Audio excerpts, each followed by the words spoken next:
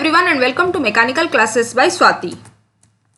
दोस्तों आज की इस वीडियो में मैं आपके साथ डिस्कस करूंगी क्लच के बारे में। दोस्तों ये जो क्लच है, आप अगर फोर व्हीलर चलाते होंगे तो आप क्लच पैडल तो दबाते ही होंगे, लेकिन क्या आपको पता है दोस्तों कि ये जो क्लच आप दबाते हो तो उसमें गाड़ी के अंदर आपका क्या होता है दोस्तों, और कितने प्रकार के क्लच होते हैं। क्या आपको इस बारे में दोस्तों नॉलेज है? अगर नहीं है तो ये वीडियो आपके लिए है दोस्तों। ये वीडियो को आप जरूर देखिए और जानिए कि क्लच क्या होता है, कितने प्रकार के क्लच होते हैं और क्लच क्यों हम लोग यूज करते हैं। ये सब दोस्तों आज हम लोग इस वीडियो में दोस्तों कवर अप करने वाले हैं।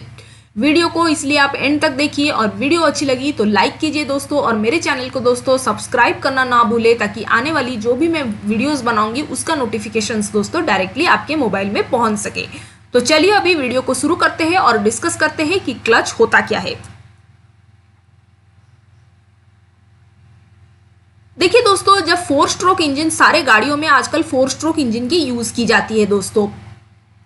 ओके, तो फिर वहां पर क्या होता है, चारों प्रोसेसेस होते हैं, सक्शन, कंप्रेशन, पावर और एग्जॉस्ट, सारे प्रोसेसेस होते हैं और पावर ऑफ्टेन होता है। ओके, तो ये पावर को अगर हम लोग एक शाफ्ट के मदद से डायरेक्टली व्हील्स को ट्रांसमिट कर देंगे तो क्या होगा, कुछ भी नहीं लगाएंगे तो इंजन में जो भी पावर प्रोड्यूस हुआ उसको व्हील्स में डायरेक्टली छोड़ देंगे। ओके, तो क्या होगा उससे, जब जब इंजन रोटेट करेगा तब तब व्हील्स भी रोटेट करेगा। इंजन बंद हुआ रोटेशन, व्हील बंद हो गया रोटेशन। ओके, ठीक।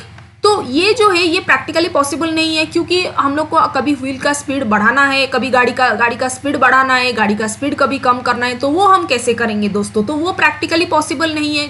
जब इंजन रोटेट करेगा तब व्हील रोटेट कर रहा है, तो वो पॉसिबल नहीं है। तो उसके वजह से दोस्तों क्या किया गया है कि गियर बॉक्स लगा दिया गया है। ओके, गियर बॉक्स लगा देने से, या फिर ट्रांसमिशन सिस्टम एक होता है ऑटोमोबाइल्स में, जहां पर क्या होता है हम गाड़ी के स्पीड को हमारी अकॉर्डिंग चेंज कर सकते हैं। हमें फर्स्ट गियर चाहिए तो चलो फर्स्ट गियर लगाते हैं, सेकंड गियर चाहिए तो सेकंड गियर, और स्पीड बढ़ाना है तो थर्ड गियर लगाएंगे।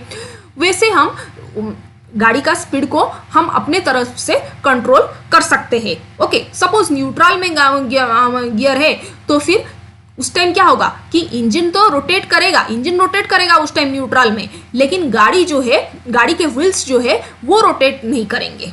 ओके, फिर आपने क्या किया कि फर्स्ट गियर लगाया शिफ्ट हैंडल से। अब ये हैंडल है जो कि इजीली ड्राइवर कंट्रोल कर सकता है, उसमें स्पीड को चेंज कर सकता है। और जब आप शिफ्ट किए फर्स्ट गियर को तो फिर क्या होगा दोस्तों, इंजन रोटेट करेगा अभी, और व्हील्स लगे होते हैं रियर एक्सल में, वहां पर भी रियर व्हील्स जो है वो भी रोटेट करना स्टार्ट हो जाएगा।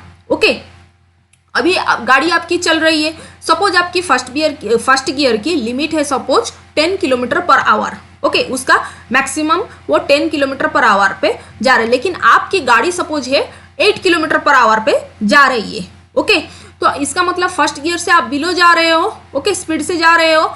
ओके, तो उस टाइम आपको क्या चाहिए कि सपोज आपको स्पीड आपकी कम करनी है। ओके, आपको स्पीड कम करनी है तो आप धड़ांग से अगर ब्रेक लगाओगे तो फिर क्या होगा दोस्तों, वो इंजन के ऊपर बुरी असर पड़ सकता है, इंजन के कंपोनेंट्स जो है वो डैमेज हो सकते हैं। तो उसके वजह से दोस्तों क्या किया गया है, एक प्लेट लगा दिया गया है जिसका नाम है दोस्तों क्लच। तो जब हम क्लच पैडल को दबाएंगे उस टाइम तो क्या होगा, इंजन उस टाइम क्या होगा कि रोटेट करेगा, लेकिन पावर ट्रांसमिशन अभी नहीं होगा व्हील्स को। मतलब क्लच पैडल जब दबाएंगे तो क्या होगा कि वो डिसएंगेज कर देता है। डिसएंगेज मतलब it will prevent the power transmission from the engine to the rear wheels. वो पावर ट्रांसमिशन को बंद कर देता है।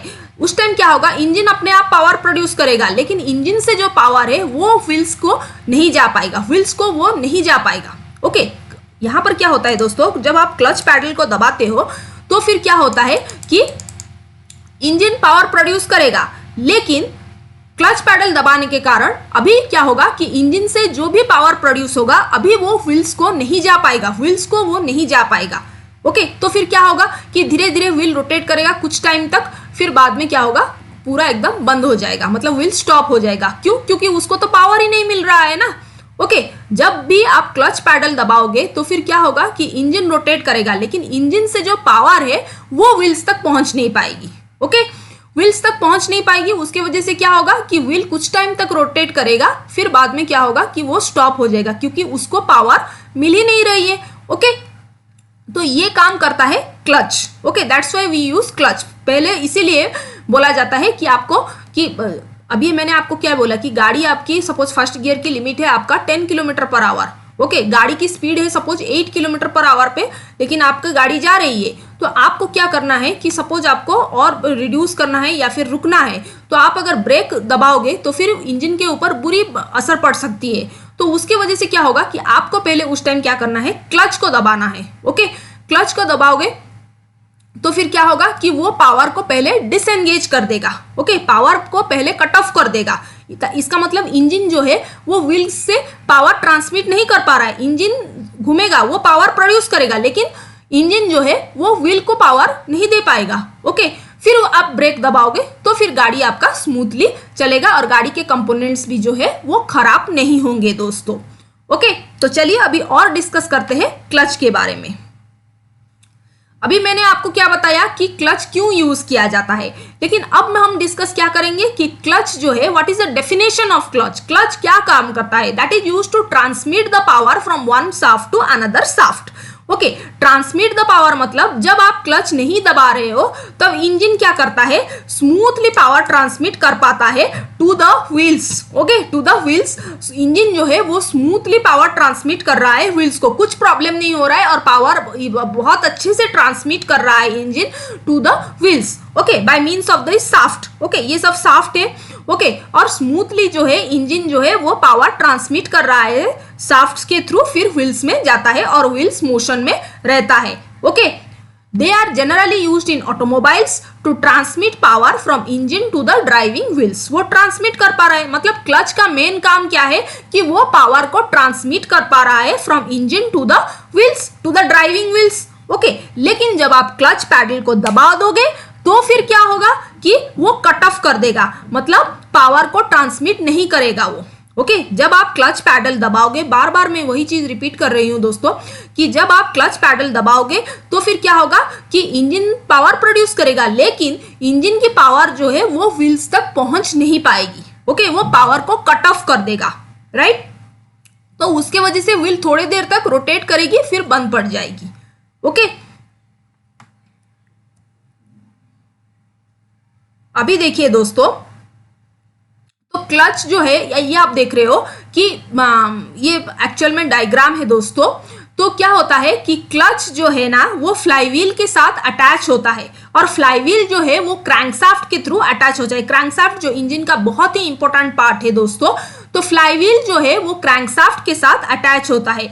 जब भी आप की घुमाते हो ना तो कार में, तो क्या होता है दोस्तों, ये फ्लाईव्हील जो है पिनियन के साथ भी वो अटैच होता है। तो पहले क्या करता है, ये फ्लाईव्हील पहले एनर्जी लेता है पिनियन से, फिर थोड़ी देर के बाद क्या होता है, जब इंजन स्टार्टअप होता है तो फिर क्या करता है, ये एनर्जी ले लेता है क्रैंकशाफ्ट से और फिर ये घूमने लगता है दोस्तों। अभी इस फ्लाईव्हील को कनेक्ट कौन है, क्लच डिस्क जो है वो कनेक्टेड है। ओके, फ्लाईव्हील के साथ कौन कनेक्टेड है दोस्तों, क्लच डिस्क, वो जो कि आपका क्लच है वो कनेक्टेड रहता है, राइट। तो उसके बाद क्या रहता है, एक प्रेशर प्लेट रहता है। तो ये जो प्रेशर प्लेट है ना दोस्तों, उसका मेन काम क्या है कि वो एक प्रेशर बना के रहता है क्लच डिस्क को फ्लाईव्हील के साथ। ओके, वो एक प्रेशर बना के रखता है फ्लाईव्हील को और क्लच डिस्क, ये सब प्रेशर बना के रखता है टू क्लच डिस्क और फ्लाईव्हील को। ओके, प्रेशर बना के रखता है ताकि इजीली पावर ट्रांसमिट हो सके। आप देख सकते हो इस डायग्राम में कि इजीली ताकि पावर ट्रांसमिट हो सके to the gear box, differential and then to the rear axle and then finally to the wheels. Okay, in car the clutch transmits power from the flywheel connected to the engine shaft to the clutch shaft. Okay, it is जो कि engine shaft से clutch shaft को power आता है, फिर transmit होता है to the rear wheels through the gear shaft, propeller shaft and differential. बस आपको इतना याद रखना है दोस्तों कि ये जो क्लच है ना, ये पावर को ट्रांसमिट करता है। ओके, पावर को ट्रांसमिट करता है इंजन से लेके पूरा एकदम gear shaft, propeller shaft and then to the rear axle shaft and then finally to the wheels. उसका मेन काम व्हील्स को पहुंचाना है पावर। क्लच का मेन काम क्या है कि इंजन से जो भी पावर प्रोडक्शन हो रहा है उसको वो शाफ्ट के थ्रू, विभिन्न प्रकार के शाफ्ट के थ्रू वो व्हील्स तक पावर पहुंचाना। ओके, लेकिन जब आप क्लच पैडल को दबा दोगे तो फिर ये कट ऑफ कर देता है पावर, मतलब पावर जाता नहीं है व्हील्स को, उसके वजह से थोड़ी देर तक गाड़ी आपकी चलेगी, आपका व्हील जो है, गाड़ी का व्हील जो है वो रोटेट करेगा, फिर बाद में वो स्टॉप हो जाएगा उसके वजह से। ओके, इसके वजह से क्लच दबाते हैं दोस्तों, क्योंकि गाड़ी को तो गाड़ी के व्हील्स को तो पावर ही नहीं मिलेगी, तो फिर क्या होगा कि कुछ देर टाइम तक वो रोटेट करेगा, फिर बाद में स्टॉप हो जाएगा। राइट, आप देख सकते हो इस डायग्राम में कि जब भी आप क्लच पैडल दबाते हो तो क्लच क्या करता है, वो एक्चुअली सेपरेट हो जाता है मैंने। ओके, ये जो प्रेशर प्लेट, जब आप क्लच पैडल को दबाते हो ना, तो एक्चुअली प्रेशर प्लेट जो है वो इस साइड आ जाता है। ओके, तो क्लच जो है क्या करता है, वो सेपरेट हो जाता है प्रेशर प्लेट से, वो क्लच डिस्क जो है वो प्रेशर प्लेट से सेपरेट हो जाता है। अभी प्रेशर प्लेट का मेन काम क्या है कि वो एक प्रेशर बना के रखना क्लच डिस्क को फ्लाईव्हील के साथ, उसके वजह से पावर जो है इजीली ट्रांसमिट कर सकेगा। लेकिन जब आप क्लच प्लेट दबाते हो तो प्रेशर प्लेट जो है वो इस साइड आ जाता है। ओके, वो आउटवर्ड चला आता है, तो उसके वजह से क्या होता है कि सेपरेशन हो जाता है और फिर जो पावर है वो डिसएंगेज हो जाता है दोस्तों। ओके, क्या क्या चाहिए एक गुड क्लच के लिए? It should perform smoothly at the time of engagement and disengagement. Clutch जो है वो स्मूथली परफॉर्म करना चाहिए एंगेजमेंट के टाइम। एंगेज मतलब पावर जब ट्रांसमिट हो रहा है from engine to the wheels, तब वो उसको एंगेजमेंट बोला जाता है। और डिसएंगेजमेंट क्या, जब पावर कट ऑफ होता है। ओके, तो उस टाइम जो क्लच है वो स्मूथली ऑपरेट करना चाहिए ताकि ड्राइवर को कोई जर्किंग ना हो। Okay, the size of the clutch should be as small as possible so that it will occupy less space. Clutch की जो साइज है ना वो कम रहना चाहिए, स्मॉल होना चाहिए, ताकि वो इजीली रह सके, लेस स्पेस में वो रह सके। Okay, the clutch should be designed so that it will transmit maximum power. Okay, clutch ऐसे डिजाइन किया जाना चाहिए कि वो मैक्सिमम पावर प्रोडक्शन कर सके, मैक्सिमम पावर को वो ट्रांसमिट कर सके, मतलब जितना अच्छे से पावर को वो इंजन से ट्रांसमिट कर सके to the wheels. Okay, power को ट्रांसमिट कर सके। Okay, the clutch should be designed in such a way that maximum dissipation of heat takes place from it. जो भी हीट प्रोडक्शन हो रहा है क्लच ऑपरेट के टाइम, वो मैक्सिमम हीट को जैसे लिबरेट कर सके, क्योंकि अगर लिबरेट नहीं कर सकेगा तो क्लच में हीट प्रोडक्शन होगी, तो उसके वजह से क्या होगी, पूरा आपका गाड़ी का जो पावर ट्रांसमिट हो रहा है उसके ऊपर अफेक्ट करेगा। तो क्लच ऐसे डिजाइन होना चाहिए कि वो सारा अपना हीट को डिसिपेट कर सके अच्छे से। The clutch should be designed so that the noise or vibration produced in the transmission can be eliminated easily. Clutch को ऐसे डिजाइन करना चाहिए कि ट्रांसमिशन सिस्टम में जो भी नॉइज प्रोड्यूस हो वो एलिमिनेट हो सके इतना अच्छे से। ओके, तो अब विभिन्न प्रकार के क्लच हम डिस्कस करेंगे। देखिए, एक ही प्रकार के क्लच नहीं रहते हैं, आपको अगर नहीं पता है तो देखिए दोस्तों, क्लच बहुत प्रकार के होते हैं, एक ही प्रकार का नहीं होता है। तो पहले होता है दोस्तों कोन क्लच।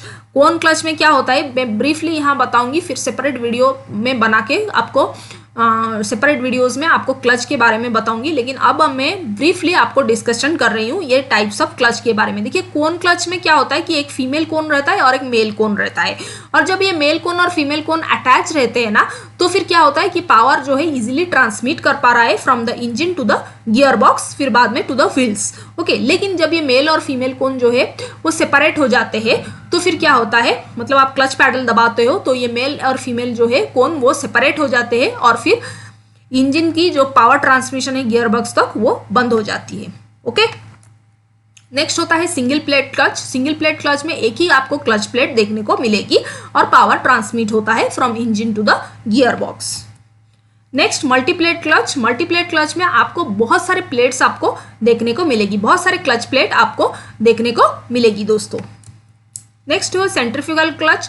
सेंट्रीफ्यूगल क्लच एक्चुअली काम करता है बाय द सेंट्रीफ्यूगल फोर्स की वजह से वो काम करता है। ओके, जब हम वीडियो में डिस्कस करेंगे और एक वीडियो में, तब मैं आपके साथ सेंट्रीफ्यूगल क्लच का पूरा डिटेल्स आपको बताऊंगी, लेकिन यहाँ पर मैं ब्रीफली आपको बता रही हूँ दोस्तों। नेक्स्ट है हाइड्रोलिक क्लच। हाइड्रोलिक क्लच में हाइड्रोलिक फ्लूइड का यूज किया जाता है और फिर पावर को ट्रांसमिट किया जाता है from the engine shaft to the driving wheels. Okay, driving shaft तक पहुंचाता है, फिर व्हील्स को ट्रांसमिट किया जाता है। एक हाइड्रोलिक फ्लूइड का यूज किया जाता है दोस्तों, और वहां पर मास्टर सिलेंडर भी रहते हैं, रिलीज सिलेंडर भी रहते हैं, तो या फिर स्लेव सिलेंडर भी उसको बोला जाता है। तो ये सब रहते हैं इस मैकेनिज्म में। तो हम लोग उसके बारे में डिटेल्स में पढ़ेंगे जो दोस्तों आगे वीडियो में, लेकिन यहाँ पर नहीं, और एक वीडियो सेपरेट वीडियो में बनाऊंगी उसके लिए। ओके, तो आई होप आपको क्लच के बारे में दोस्तों या यहाँ इस वीडियो में दोस्तों कुछ सीखने को मिला होगा। अगर वीडियो अच्छी लगी तो लाइक जरूर कीजिए दोस्तों, और मेरे चैनल को दोस्तों सब्सक्राइब करना ना भूले, ताकि आने वाली जो भी मैं मैकेनिकल इंजीनियरिंग रिलेटेड वीडियोस बनाऊंगी उसका नोटिफिकेशन दोस्तों डायरेक्टली आपके मोबाइल में पहुंच सके। तो चलिए दोस्तों, मैं वीडियो को यहाँ पर ही एंड करती हूँ, और मिलते हैं हम लोग नेक्स्ट वीडियो में दोस्तों। Till then bye.